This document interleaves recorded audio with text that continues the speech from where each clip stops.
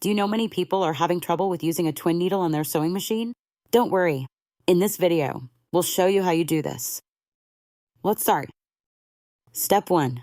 Install a needle.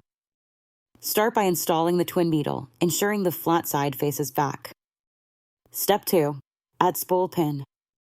Insert the extra spool pin and place the second thread spool.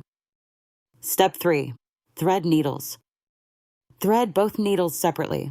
Use the first spool for the left needle and the second for the right. Step 4. Attach foot. Attach the zigzag foot J to the machine for compatibility. Step 5. Start sewing. Choose a straight or zigzag stitch, max 1.5 millimeters wide, and begin sewing. Now you should be able to sew with the twin needle on your Brother LX3817A smoothly. Still need help?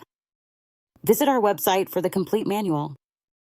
There you will also find questions and answers from other Brother users.